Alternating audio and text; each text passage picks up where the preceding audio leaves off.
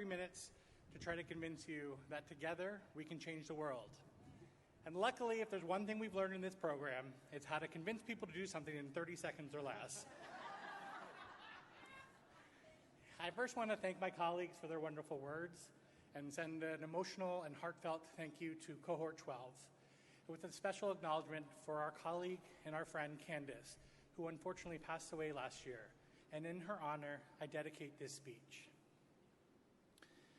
Over the last 2 years, we have been lucky to connect and collaborate with amazingly talented and wonderful people from across this country. People who are committed to fighting injustice, to improving the health and well-being of communities across the country, and to making this world a better place. Whether it's ensuring the health of all youth, eradicating social isolation, or eliminating racism, we have dedicated ourselves to some of the greatest challenges of our time. Even though we've come from different places, we have different backgrounds and experiences, we've been brought together in this program. We've created a national network of peers to support ourselves as we continue to fight these grand challenges. And it is our diversity and our unity that gives us strength and makes us powerful. Social workers often carry the weight of the world on their shoulders.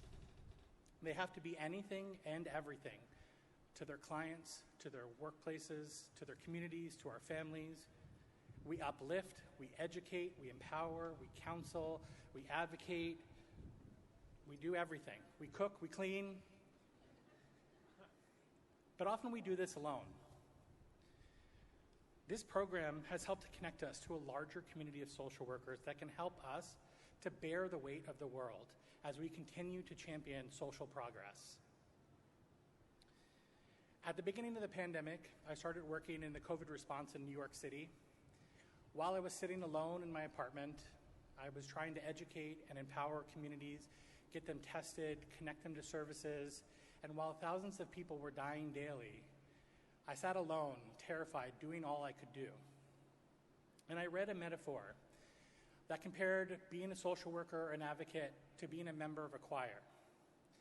It said that our fight for equity and justice and liberation is like holding an extended note. It's a note that not one of us can do on our own. We need an entire choir to sustain it. Because at different moments, we need to stop and take a breath. And there are those who can no longer sing. This program has allowed us, as a cohort, as a program, and as a profession, to hold that note and sing for a better world. I want to thank our professors, the school, our colleagues, and our friends for being here and being with us on this journey for the last 2 years. It's been difficult, and there's been many challenges, but you are all members of our choir. There's still a lot we have to do, but knowing that our choir is there will sustain us. So I'll end as every Trojan speech must end and say, fight on. Thank you.